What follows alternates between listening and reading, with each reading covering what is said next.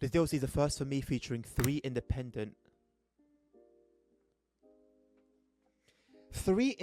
and unconnected branch lines, all diverging from the Great Western Main Line. The Windsor branch line 2 miles, 7 miles in football. What are we doing here? What are we doing here? What is this? What on earth am I going to do going from Slough to Windsor and Eton Central? What gameplay does that offer? I'm going to read about it, and maybe I'm being a moron and I'm being a muppet and I'm missing something. But first look, what the flip is going on here? Moron, muppet, take your pick. Either way, I have been converted since that day, since the DLC first announced. And in all honesty, I stand by what I said at the time. I don't think anyone who's been a long-term player of TSW could have foreseen how, well, in my opinion, how good this DLC actually ended up being. There are some of you who are more optimistic than others, and to be fair, seeing the Mardmere line should have been an indication that Johannes isn't here to play. He's not here to be another mediocre third-party developer. He's not here to just sort of slot in with the rest of the developers, but he's here on some serious business, and Thames Valley Branches is yet more evidence of that. As I said, I've been converted, and I don't know, I feel like I'm a little bit conflicted. I'll get to, should you buy and this and that, but I just kind of want to preface, what I'm going to say and the opinion that I'm going to share. Now, as you could tell by the previous clip, I'm very upfront and honest and open about how I feel about anything to do with TSW, the game, the content, the bugs, whatever it may be. And so, it does make room for me to be not necessarily embarrassed. Like I said, I stand by what I said at the time because I didn't think he was going to be able to pull it off. But it does mean that I get to be here. Thankfully, I don't have a hat to eat. But yeah, I'm glad, actually, that I've been sort of put to shame by my doubts of what this DLC ended up being. And I'm also a little bit conflicted because I've been playing since TSW2, and one thing that's been a constant is that 90% or so of the routes, and maybe I've just pulled that number out my backside, but 90% or so of the routes in the game are of like quite some length. And what we've got with Thames Valley Branches is something just completely new. Like what Johannes has done is truly enter, unvisited territory, uncharted territories. And he's done so gracefully, so gracefully. The lines themselves, I've done the journey mode, which consists of 27, I think, services. I don't remember if there's an introduction or not, but even if there is, then there's 26 services. And you're thinking to yourself, it's just a bunch of back and forths. Like the longest services are the Maidenhead to Marlow branches, and that's only 25 minutes. And then the shortest runs are the Slough to Windsor and Eton Central, which takes 8 minutes. And so you'd think going back and forth, even though you've got 3 different sceneries to go back and forth on, you think you'd get bored. And I didn't. I really didn't. And don't forget, we're only driving one train as well. It's not like we're switching between different types of stock. On the timetable, you can drive the Class 37, and when the Class 70 comes out, the plans are to have that included as well. But the main stock is the 165, which has been done very well, by the way. I really do enjoy driving it. But it's quite a basic train to drive. There's no really... it's basically what many would probably describe as like a plastic toy train. I think that's something that the older generation tend to use quite a bit when describing, like one-handled, more modern trains. But it's just a very simple train to drive and a very simple route to drive and learn. And if you're somebody who would like to drive Hudless at some point, but you've maybe been struggling with regards to memorizing speed limit changes and stations and braking points, etc., this is a beautiful I to begin. And so I'd highly recommend this to be sort of your training grounds, if that makes sense. But I think one thing that stuck out to me especially is the scenery. Yes, ultimately, aside from the seasonal changes where trees are going to be a different color and maybe fields, which you barely see anyway, to be honest, from the cab, but fields having different types of crops depending on the season, the rest of it is just the same, but it's been done to such a great standard that it doesn't get boring, which is really odd. And it makes me think about the rest of the routes that we've got in the game. There are some really good ones, Medway Valley line, for example, and the first thing I thought about when I started playing this route was the Medway Valley line, and how similar and how much I felt like I knew it already because of the Medway Valley line. The level of detail is very, very, very similar, and just the route in general, because of that, feels quite similar to that as well. Although, of course, Medway Valley line runs are significantly longer, but sort of similar as well, because you're sort of limited to one main train stop. The runs don't get boring for me personally, and on top of that, you've then got the quite nice additions. Now, one thing that sticks out to me beyond just this general scenery and the foliage is just the birds that fly when you approach them. Now, I'm going to give that particular feature, I don't know if you'd call it a feature or an asset or what you'd call it. I'll call it a feature. It's suffering from that first appearance thing where, as cool as they are, they're in the same place every single time. They do the same thing every single time. They're not dynamic in any way, shape or form. And so that gets repetitive. You know when you're going to see them. You know when they're going to fly. You know which way they're going to fly.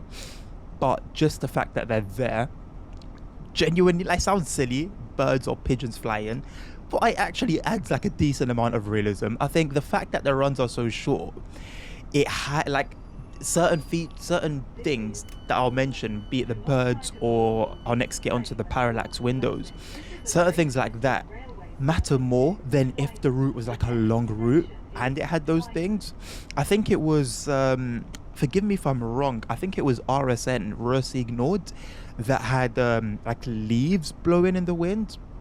Really nice feature, but it wasn't super noticeable, and I don't think we've really seen it much, if at all, since then. But on this route, it allows the little things to shine. So you've got the birds, which are, like I said, a great addition, although they do get a bit repetitive. And I do hope, as Johannes continues to create more DLC, and I'm hoping, really hoping, that other third-party developers include something like that in their routes. I'd hate this to be yet another really cool thing that only features once and then never again. But then you've got the parallax windows, like I alluded to. So these are windows that when you approach, it looks like there's actually an interior behind the window, as opposed to just like a flat sort of, you know, what we're used to. Basically, it's like a flat picture almost. Again, fantastic addition, especially when you're in the cab and you sort of get a glimpse of some of these interiors. Really nice. They add more than you would probably think. But again, whether that's just the way the parallax stuff works, or whether it's just, again, suffering from the first time appearance problem, when you take a closer look at some of these houses, I've seen houses where every single window is the same interior, and it can look a bit funny. Other times it's like 2 out of the 4 windows have the same interior. Sometimes they're all different. It's completely random, which is cool in itself. That's a very cool, feature. And it's not every building that has these windows. I don't know why, but that's just the case. Not every building has those windows. And like I said, it does make a difference. All in all, at 15 quid,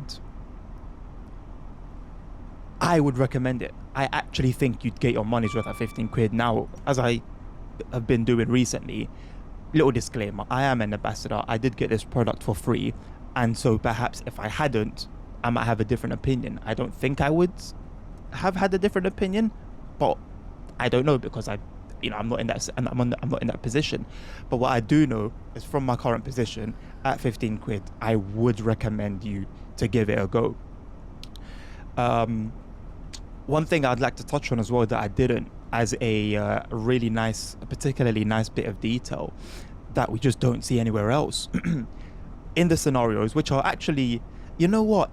I speak about scenarios a lot, like the scenarios for the recent, I didn't even put a review. I couldn't even be bothered, to be completely honest with you. And maybe I owe you that, so I'm sorry. But the last gas cargo line, the scenarios were just timetable runs. And it's such a beautiful example, unfortunately, for the issue that I have with scenarios in TSW. For the most part, you do get some glimmers and shines here and there. But for the most part, scenarios are just not really what they claim to be in the game.